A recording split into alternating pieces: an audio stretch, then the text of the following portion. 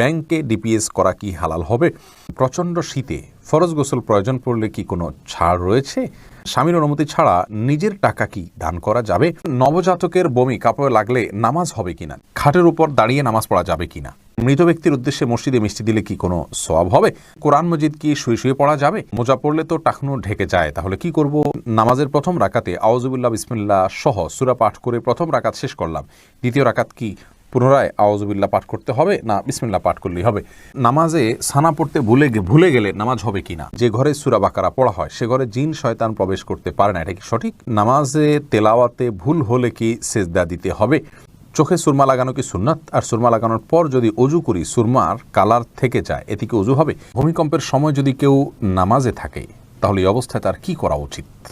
আর বিলম্ব না করে চলুন আপনাদের যে প্রশ্নগুলো ইতিমধ্যে আমাদের কাছে চলে এসছে সেগুলোর উত্তর দিয়ে আমরা শুরু করি। এমনি এসিও পলাশ জানতে চেয়েছেন, মোজা পড়লে তো টাকনু ঢেকে যায়, তাহলে কি করব? ভাই পলাশ, মোজার জন্য এই বিধান নয়।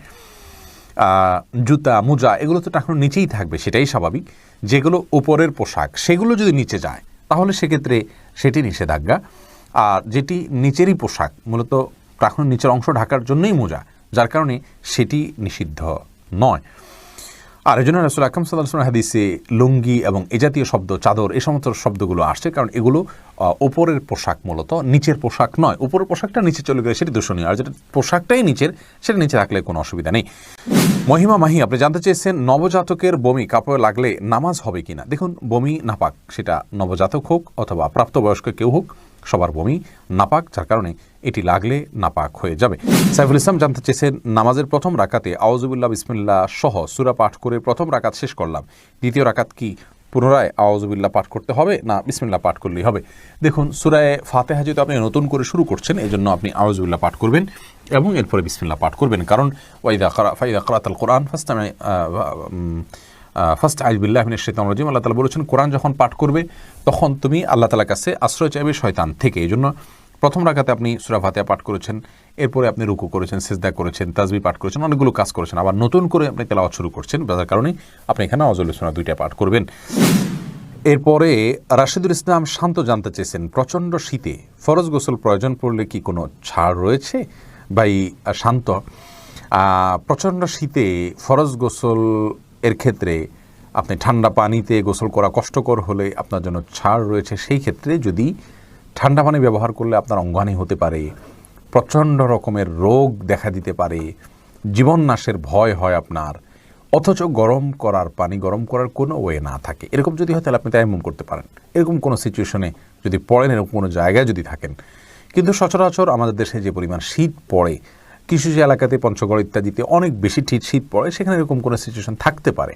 কিন্তু নর্মালি অন্যান্য এলাকাগুলোতে, ঢাকার আশেপাশে বা অন্যান্য জেলাগুলোতে যে পরিমাণ শীত পড়ে, তাতে পানি ব্যবহার করলে অঙ্গহানি হয়ে যাবে বা জীবন হুমকির মধ্যে পড়বে, এরকম পরিস্থিতিতে পড়ার সম্ভাবনা খুবই ক্ষীণ।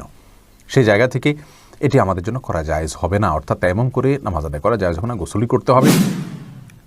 ইস্তাব্রো বাণী এই আইডি থেকে আপনি জানতে চেয়েছেন, খাটের উপর দাঁড়িয়ে নামাজ পড়া যাবে কি না?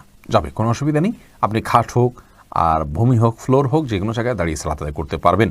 আপনি স্বাভাবিকভাবে যদি সালাত আদায় করতে অসুবিধা না হয় তাহলে সেক্ষেত্রে কোনো অসুবিধা নেই। হ্যাঁ, কোনো খাটের উপরে দেখা যায় যে ম্যাট্রেস বা ফোম থাকার কারণে অনেক দূর ডেবে যায়, যার কারণে রুকু সিজদায় তিনি ব্যালেন্স রাখতে পারেন না এবং সুন্দরভাবে সালাত আদায় করতে পারেন না, সিজদা সঠিকভাবে করতে পারেন না।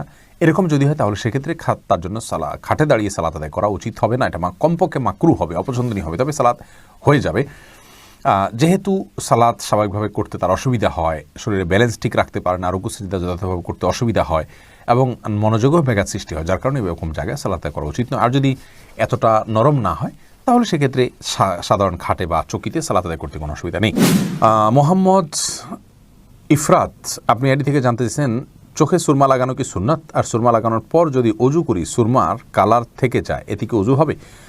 আপনার শেষ প্রশ্ন উত্তর আগে দিই, সুরমার কালার যদি চোখে থেকে যায় অজু করার পরেও, তাহলে তাতে অজু হয়ে যাবে, কোনো অসুবিধা নেই। আর চুরমা লাগানো সুন্নাত, জি, সুরমা লাগানো সুন্নাত। সুরমা যেন অরিজিনাল হয়, স্বাস্থ্যসম্মত হয়, ক্ষতির কারণ না হয়, সেদিকটা খেয়াল করা উচিত। তবে সুরমা লাগানো সুন্নাত। রাসূল আকরাম সাল্লাল্লাহু আলাইহি ওয়াসাল্লাম হাদিসে সুরমা লাগানোর কথা স্পষ্টভাবে বর্ণিত হয়েছে। এরপরে মুজাহিদুল ইসলাম শওকাত আপনি জানতে চেয়েছেন, যে ঘরে সূরা বাকারা পড়া হয় সে ঘরে জিন শয়তান প্রবেশ করতে পারে না, এটা কি সঠিক? যদি সঠিক হয় তবে সূরা বাকারা কতটুকু পড়তে হবে? ভাই মুজাহিদুল ইসলাম, এটা সঠিক এবং এ সম্পর্কে রাসূল আকরাম সাল্লাল্লাহু আলাইহি সাল্লামের স্পষ্ট হাদিস রয়েছে। সূরা বাকারা যদি তেলাওয়াত করা হয় কোনো বাসায়, সেখানে জিন শয়তান প্রবেশ করে না। এক্ষেত্রে কতটুকু তেলাওয়াত করবেন? এর উত্তর হলো যে আপনি তেলাওয়াত করতে থাকবেন শুরু থেকে শেষ পর্যন্ত, কোনো লিমিটেশন নাই যে এত আয়াত পড়বেন। যত বেশি পড়বেন বারবার পড়তে থাকবেন। নিজে পড়তে না পারলে তেলাওয়াত, রেকর্ডকৃত তেলাওয়াত চালু করে রাখবেন। যদি অনেক উলামা একরাম সেটিকে যথেষ্ট নয় বলেছেন, কিন্তু আমরা দেখেছি রেকর্ডকৃত তেলাওয়াত চালু করে রাখলেও বাসা বাড়িতে জিনের উপদ্রব কমে যায়, মানুষ অনেকটা সুরক্ষিত হয়ে যায় আলহামদুলিল্লাহ। এরপরে আব্দুল্লাহ মাহমুদ জানতে চেয়েছেন ইউটিউব চ্যানেলে, নামাজে তেলাওয়াতে ভুল হলে কি সেজদা দিতে হবে? দেখুন, নামাতে যদি তেলাওয়াতে ভুল হয় তাহলে সেজদা দেওয়ার ব্যাপার নাই। আপনার ভুলটা হয় অর্থ বিকৃত হওয়ার পর্যায়ের ভুল হবে না, তাহলে তো কোনো অসুবিধাই নেই। আর যদি অর্থ বিকৃত হওয়ার মতো ভুল হয়, সেক্ষেত্রে আপনি 3 আয়াত বা যতটুকু না পড়লে নয় এতটুকু পড়ে ফেলেছেন, তারপরে যদি ভুল হয় তাহলে ইনশাআল্লাহ সেখানে আপনার সালাত হয়ে যাবে। মোশাররফ হোসেন জানতে চেয়েছেন, নামাজে সানা পড়তে ভুলে গেলে নামাজ হবে কি না? হ্যাঁ ভাই, নামাজ হয়ে যাবে, কারণ সানা পড়া এটা নামাজের জন্য ফরজ বা ওয়াজিব নয়। ফরজ বা ওয়াজিব নয় এমন কোনো কিছু ছুটে গেলে নামাজ হয়ে যাবে, কোনো অসুবিধা নেই। হাফিজা খাতুন রূপা আপনি জানতে চেয়েছেন, স্বামীর অনুমতি ছাড়া নিজের টাকা কি দান করা যাবে? হ্যাঁ, অবশ্যই বোন হাফিজা, আপনি আপনার স্বামীর অনুমতি ছাড়া আপনার নিজস্ব টাকা, নিজস্ব সম্পদ অবশ্যই দান করতে পারেন, কারণ আপনার সম্পদ সম্পূর্ণ আপনার ইখতিয়ারে। এটি ব্যবহারের ক্ষেত্রে স্বামী বা বাবা বা কোনো অন্য কারোর অনুমোদন নেওয়ার কোনো প্রয়োজন নেই। এটি সম্পূর্ণ আপনার এখতিয়ারাধীন বিষয়, যদি সেটি আপনার মালিকানাধীন হয়। তবে সাংসারিক জীবনে সুখ শান্তির জন্য আপনার স্বামীর সাথে পরামর্শ করে নেওয়া ভালো। যদি স্বামী আপনার বিচক্ষণ হন, সুপরামর্শক হন, আপনার হিতাকাঙ্ক্ষী হন, তাহলে সেক্ষেত্রে তার সাথে পরামর্শ করে কাজ করা অবশ্যই কল্যাণের হবে।